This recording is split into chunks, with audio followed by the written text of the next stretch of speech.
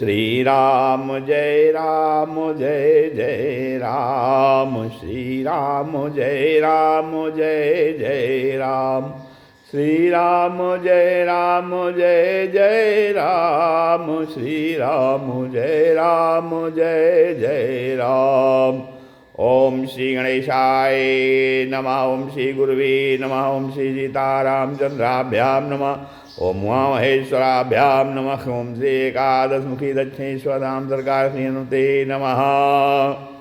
शांताकारं भुजगशयनं पद्मनाभं सुरेशं, विश्वाधारं गगनसदृशं मेघवर्णं शुभांगं, लक्ष्मीकान्तं कमलनयनं योगिभिर्ध्यानगम्यं, वन्दे विष्णुं भवभयहरं सर्वलोकैकनाथं।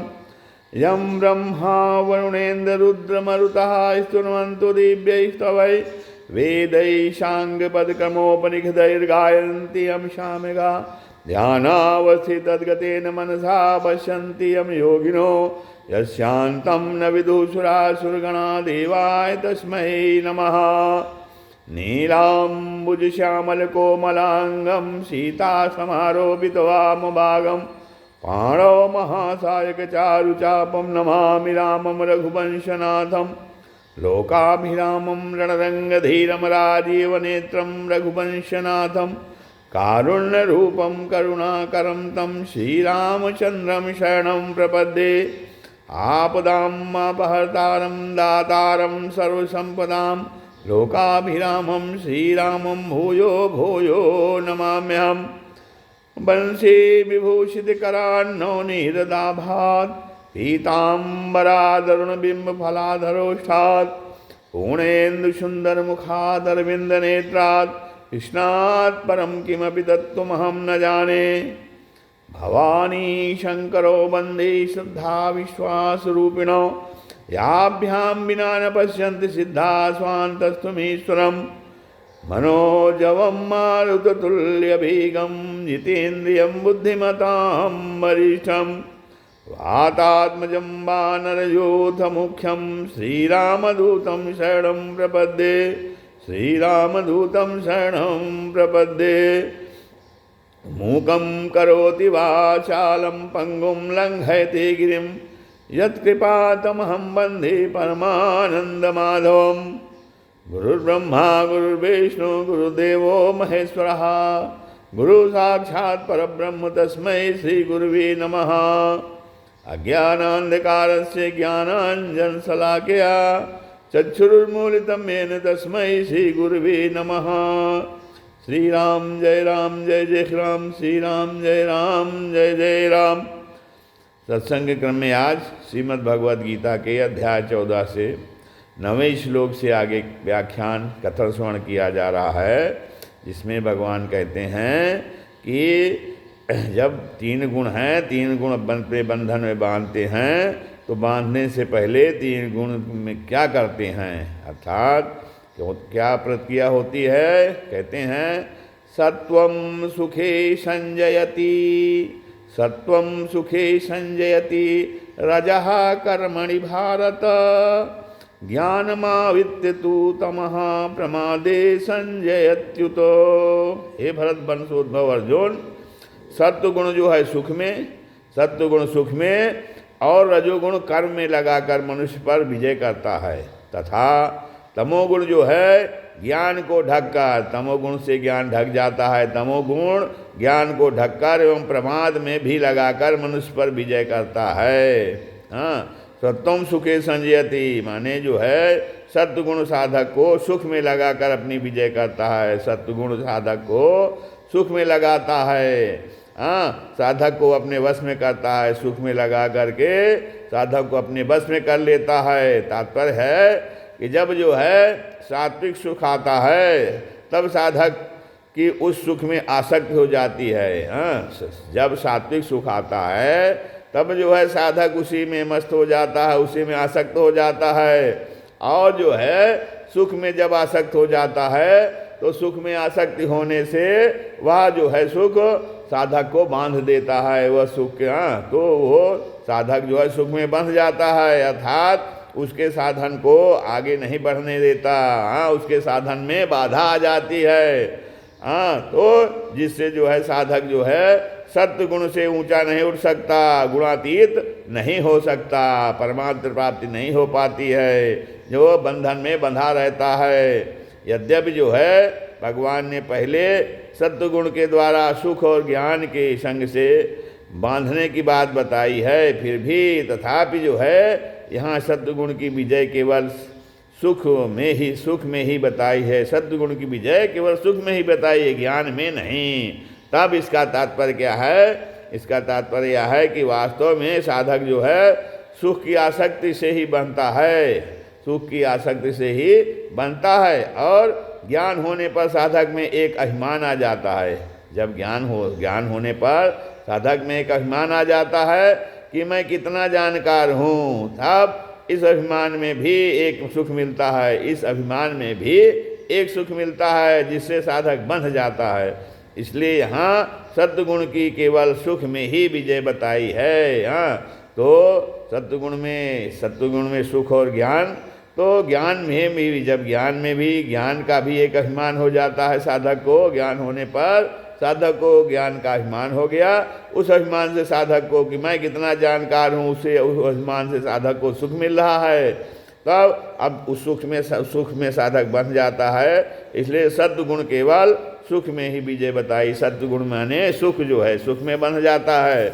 रजा कर्मणि भारत, रजोगुण मनुष्य को कर्म में लगाता है, रजोगुण मनुष्य को कर्म में लगाकर अपनी विजय करता है। अर्थात इसका तात्पर्य है कि मनुष्य को क्रिया करना अच्छा लगता है, हाँ, प्रिय लगता है। जैसे जो है छोटा बालक छोटा बालक जो है पड़े हाथ पैर हिलाता है तो उसको अच्छा लगता है, और जो है उसका हाथ पैर हिलाना बंद कर दिया जाए तो वह रोने लगता है। ऐसे ही जो है मनुष्य कोई क्रिया करता है तो उसको अच्छा लगता है, और उसको उस क्रिया को बीच में ही छोड़ा दिया जाए, कोई छुड़ा दे तो उसको बुरा लगता है। यही क्रिया के प्रति आसक्ति है, प्रियता है। क्रिया के प्रति यही आसक्ति है, प्रियता है, जिससे रजोगुण मनुष्य पर विजय करता है, जिससे मनुष्य रजोगुण में बंध जाता है, रजोगुण मनुष्य पर विजय प्राप्त कर लेता है, रजोगुण के वशीभूत हो जाता है मनुष्य जो है। कर्मों के फल में तेरा अधिकार नहीं है, गीता में कहा गया है। आदि वचनों से फल में आसक्त न रखने की तरफ तो साधक का ख्याल जाता है, पर जो है वो कर्मों में आसक्ति रखने की तरफ साधक का ख्याल नहीं जाता। हाँ, वह तेरा कर्म करने में ही अधिकार है, कर्म न करने में तेरी आसक्ति ना हो तो जो योगारूढ़ होना चाहता है उसके लिए निष्काम भाव से कर्म करना कारण है। आदि वचनों से वही समझ में आता लेता है कि कर्म तो करने ही चाहिए, अतः वह कर्म करता है, और तो कर्मों को करते करते उसकी उन कर्मों में आसक्ति और प्रियता हो जाती है और उनका आग्रह हो जाता है। तब इसकी तरफ ख्याल कराने के लिए, इसके सजग कराने के लिए भगवान कहते हैं कि रजोगुण जो है कर्म में विजय करता है, अर्थात कर्मों में आसक्ति पैदा करके बांध देता है। आप इसलिए जो है साधक की कर्तव्य कर्म करने में तत्परता तो होनी चाहिए। साधक की न कि कर्तव्य कर्म करने में तो तत्परता होनी चाहिए, तीव्रता होनी चाहिए, आलस्य नहीं होना चाहिए। फिर भी जो है पर जो है कर्मों में आसक्ति, प्रियता, आग्रह कभी नहीं होना चाहिए। ना कर्मस्वनु सुसज्जत कनु ना कर्मस्वनु सज्जते, अर्थात अब ज्ञानमावित दूत महाप्रसादे संजयत्व। तो आप कहते हैं कि जब तमोगुण आता है, और जब तमोगुण आता है तब वह सत असत, कर्तव्य हित अहित के रूप जो है, जो विवेक है, उस विवेक को ढक देता है, आच्छादित कर देता है, अर्थात जो है उस ज्ञान को जागृत नहीं होने देता। और तमोगुण जो है ज्ञान को ढककर वह मनुष्य को प्रमाद में लगा देता है, अर्थात कर्तव्य कर्मों को करने नहीं देता, और न करने योग्य कर्मों में लगा देता है। तो तमोगुण का यही उसका विजयी होना है। तमोगुण इस प्रकार से अधिकार कर लेता है और वो विजयी हो जाता है, अर्थात वो अपने गुण अपने में बांध लेता है। अब सत्वगुण से ज्ञान और प्रकाश, ये दो वृत्तियाँ पैदा होती। सत्वगुण से ज्ञान, ज्ञान अर्थात विवेक, और प्रकाश अर्थात स्वच्छता, ये दो वृत्तियाँ पैदा होती हैं। और तमोगुण जो है इन दोनों वृत्तियों का विरोधी है। इसलिए वह ज्ञान जो है, अर्थात ज्ञान माने विवेक को ढक देता है। विवेक को ढककर मनुष्य को प्रमाद में लगाता है, आलस में लगाता है, निद्रा में लगाता है।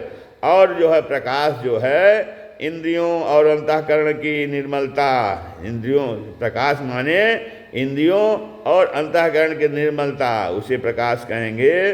तो उस प्रकाश को ढक देता है और जब प्रकाश को ढककर मनुष्य को आलस्य और निद्रा में लगा देता है, जिससे जो है ज्ञान की बातें जो है कहने सुनने पढ़ने पर भी जो है वो समझ में नहीं आती हैं।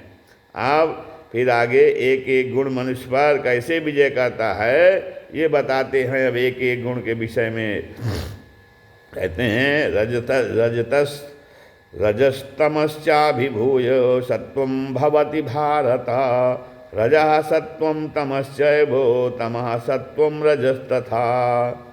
हे भरतवंशोद्भव अर्जुन, क्या रजोगुण और तमोगुण को दबाकर सत्वगुण, रजोगुण और तमोगुण को दबाकर सत्वगुण, सत्वगुण और तमोगुण को दबाकर रजोगुण, वैसे ही सत्वगुण और रजोगुण को दबाकर तमोगुण जो है बढ़ता है। अर्थात जब एक गुण बढ़ता है तो दो गुणों को दबा देता है। कोई एक की प्रधानता होती है सत्वगुण, रजोगुण और तमोगुण में, तो उसमें जो है एक गुण बढ़ जाता है तो अन्य दो को वो दबा देता है।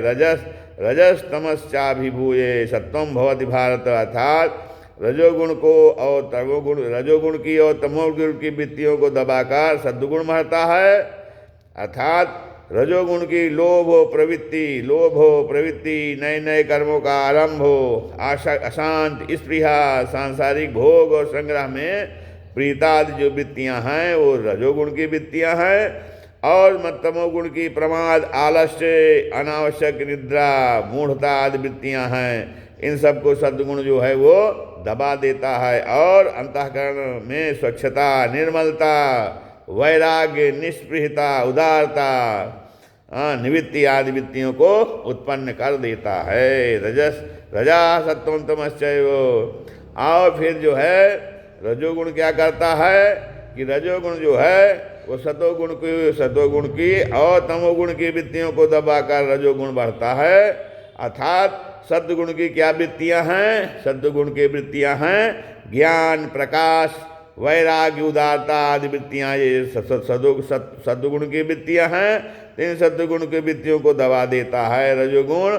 और तमोगुण की क्या वृत्तियां हैं? तमोगुण की वृत्तियां हैं प्रमाद, आलस्य, अनावश्यक निद्रा, मूढ़ता और आदि वृत्ति, ये वृत्तियां तमोगुण की हैं। तो इनको जो है इन सबको रजोगुण दबा देता है। अर्थात सद्गुण की और जो तमोगुण की वृत्तियां हैं उनको रजोगुण दबा देता है। और अंतःकरण में क्या रजोगुण के क्या पैदा करता है कि अंतःकरण में जो है वो लोभ, प्रवृत्ति, आरंभ, अशांति, स्पृहा आदि वृत्तियों को उत्पन्न कर देता है। तब तमा सत्वम रजस तथा, जैसे और फिर जैसे ही सद्गुण और रजोगुण को दबाकर तमोगुण बढ़ता है, वैसे ही अब जब तमोगुण बढ़ता है तो क्या होता है कि जो सद्गुण होता है और रजोगुण होता है तो सद्गुण और रजोगुण को दबा देता है तमोगुण। अर्थात सद्गुण की स्वच्छता, निर्मलता, प्रकाश, उदारता आदि वृत्तियाँ, सद्गुण की वृत्तियाँ क्या है? स्वच्छता, निर्मलता, प्रकाश, उदारता आदि जो वृत्तियाँ हैं। और रजोगुण की चंचलता, शांति, लोभ आदि वृत्तियाँ हैं। इन सबको तमोगुण दबा देता है। और तमोगुण को तब, और जब सत्वगुण और रजोगुण को तमोगुण दबा देता है तो क्या करता है? फिर तमोगुण अंतःकरण में प्रमाद, आलस्य, अति निद्रा, अनावश्यक निद्रा, मूढ़ता आदि वृत्तियों को उत्पन्न कर देता है। अब जब दो गुणों को दबाकर एक गुण बढ़ता है तो बढ़ा हुआ गुण जो है मनुष्य पर विजय करता है और विजय करके मनुष्य को बांध देता है। परंतु जो है भगवान ने यहाँ जो है उल्टा क्रम दिया है, अर्थात पहले बांधने की बात कही, फिर विजय करना कहा और फिर दो गुणों को दबाकर एक का बढ़ना बताया।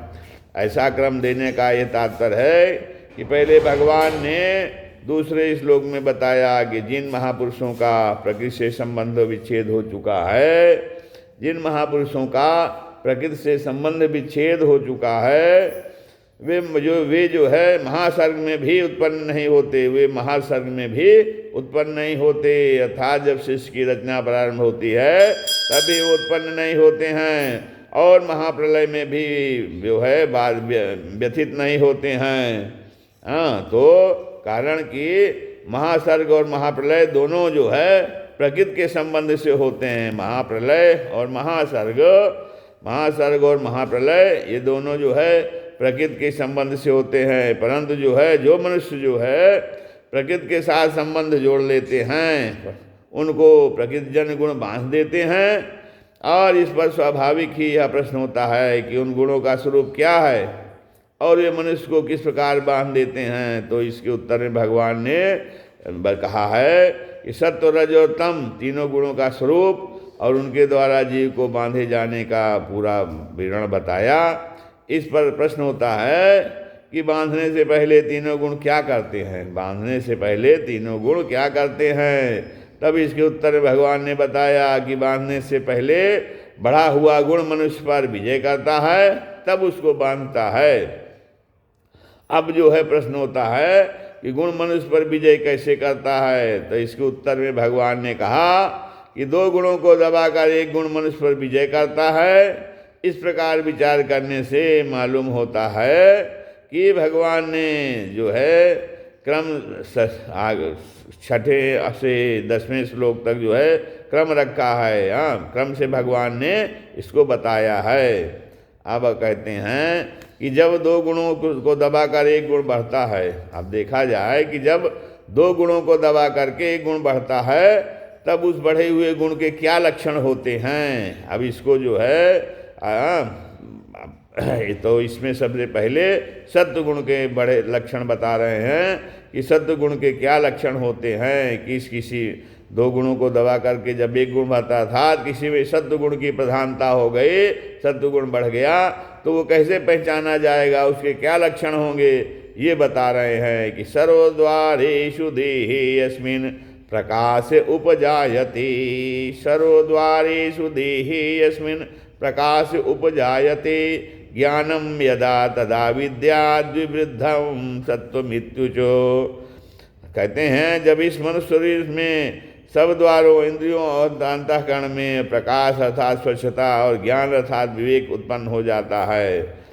सर्वद्वारेषु देहे यस्मिन् प्रकाश उपजायते, प्रकाश ज्ञानम यदा तदा विद्यात् द्विविधम सत्वमित्युचो।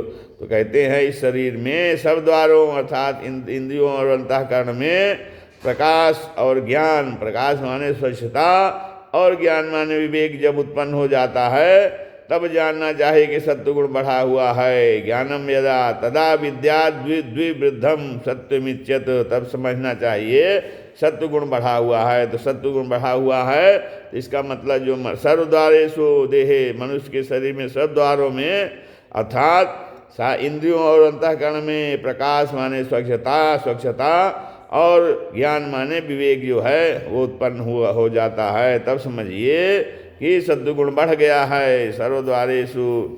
तो जिस समय रजोगुणी और तमोगुणी वृत्तियों को दबाकर सत्वगुण बढ़ता है, उस समय संपूर्ण इंद्रियों में तथा अंतःकरण में स्वच्छता निर्मलता पैदा हो जाती है। जैसे सूर्य के प्रकाश में सब वस्तुएं साफ साफ दिखती हैं, ऐसे ही स्वच्छ जो है बहिकरण और अंतःकरण से, स्वच्छ बहिकरण और अंतःकरण से सप्तादि 500 विषयों का यथार्थ रूप से ज्ञान होता है। और मन से किसी भी विषय का ठीक ठीक मनन चिंतन होता है।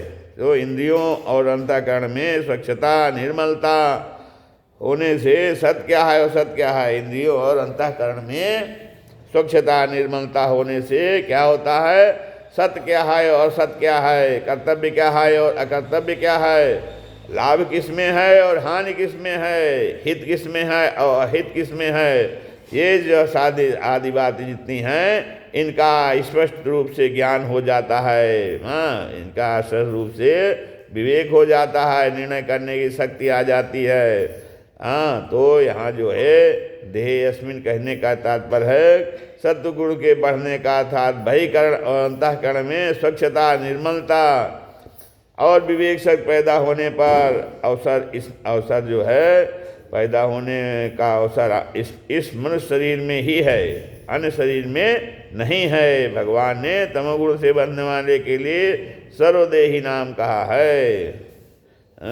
अब आगे जो है तब जिसका तात्पर्य है रजोगुण तमोगुण तो अन्य शरीरों में भी बढ़ते हैं, पर सद्गुण मनुष्य शरीर में ही बढ़ सकता है। अब यहाँ देखने की बात है कि सद्गुण केवल मनुष्य शरीर में बढ़ता है और रजोगुण तमोगुण तो अन्य शरीर में भी बढ़ सकता है। अतः जो है मनुष्य को चाहिए कि वह रजोगुण और तमोगुण का पर जो है विजय प्राप्त करे और सद्गुण में भी ऊंचा से भी ऊंचा उठे। तो अब जब वो सद्गुण से भी ऊंचा उठ जाता है तो इसी में मनुष्य जीवन की सफलता है। भगवान ने कृपा पूर्वक मनुष्य शरीर दिया है और कृपा पूर्वक मनुष्य शरीर दे करके इन तीनों गुणों पर विजय प्राप्त करने का पूरा अवसर दिया है, अधिकार दिया है, योग्यता दिया है, सामर्थ्य दिया है, स्वतंत्रता दी है। हाँ, कि मनुष्य जो है इन तीनों गुणों पर विजय प्राप्त कर सकता है। तथा विद्याद विवृद्धम सत्वमिच्युतो, तो इंद्रियों और अंतःकरण में स्वच्छता और विवेक शक्ति आने पर साधक को यह जानना चाहिए कि अभी जो है सद्गुण की वृत्तियाँ बढ़ी हुई हैं और रजोगुण तमोगुण की वृत्तियाँ दबी हुई हैं। इसलिए साधक को कभी भी अपने में यह अभिमान न करे कि मैं जानकार हो गया हूँ। साधक को यह अभिमान नहीं करना चाहिए कि मैं जानकार हो गया हूँ, ज्ञानी हो गया हूँ, अर्थात वह सद्गुण के कार्य प्रकाश और ज्ञान को अपना गुण न माने, प्रत्युत सद्गुण का ही कार्य लक्षण माने। तब यहाँ इत विद्यात पद का तात्पर्य है कि तीनों गुणों की वृत्तियों का पैदा होना, बढ़ना और एक गुण की प्रधानता होने पर दूसरे दो गुणों का दबना आदि आदि जो परिवर्तन गुणों में ही होते हैं, स्वरूप में नहीं होते।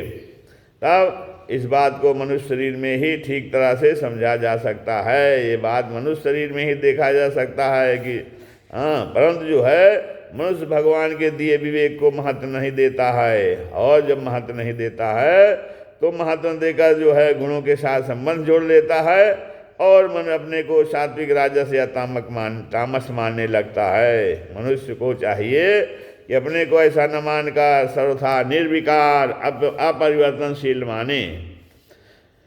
तीनों गुणों की वृत्तियाँ, जैसे तीनों गुणों की वृत्तियाँ अलग अलग बनती बिगड़ती हैं, इसका जो है सबको अनुभव होता है। स्वयं जो है परिवर्तन रहित है, स्वयं जो है परिवर्तन रहित है और इन सब वृत्तियों को देखने वाला है। यदि स्वयं भी बदलने वाला होता तो इन वृत्तियों के बनने बिगड़ने को कौन देखता। परिवर्तन को परिवर्तन रहित ही जान सकता है, परिवर्तन को परिवर्तन रहित ही जान सकता है। अब जो है सात्विक वृत्तियों के बढ़ने से इंद्रियों और अंतःकरण में स्वच्छता निर्मलता आ जाती है। सात्विक वृत्तियाँ जब बढ़ती हैं तो मनुष्य के शरीर में, मनुष्य की इंद्रियों और अंतःकरण में स्वच्छता निर्मलता आ जाती है और जो है उसका विवेक जागृत हो जाता है। तब जब विवेक जागृत हो जाता है तब संसार से राग जो है हट जाता है और वैराग्य हो जाता है। अशांति मिट जाती है और शांति आ जाती है, लोभ मिट जाता है और उदारता आ जाती है। हाँ, प्रवृत्ति निष्काम भाव पूर्वक होने लगती है। भोग और संग्रह के लिए नए नए कर्मों का आरंभ नहीं होता। हाँ, मन में पदार्थों भोगों की आवश्यकता पैदा नहीं होती, प्रत्युत निर्वाह मात्र की दृष्टि रहती है। हाँ, अब हर एक विषय को समझने के लिए बुद्धि का विकास होता है। हर एक कार्य सावधानी पूर्वक और सुचारू रूप से होता है। कार्यों में भूल कम होती है, कभी भूल हो भी जाती है तो उसका सुधार होता है और लापरवाही नहीं होती। सत असत कर्तव्य का विवेक स्पष्टतया जागृत रहता है। इसलिए जिस जो है समय सात्विक वृत्तियाँ बढ़ी हों उस समय साधक को विशेषता से भजन ध्यान आदि में लग जाना चाहिए। तब ऐसे समय में किए गए थोड़े साधन से भी शीघ्र ही बहुत लाभ हो सकता है। श्री राम जय जय राम।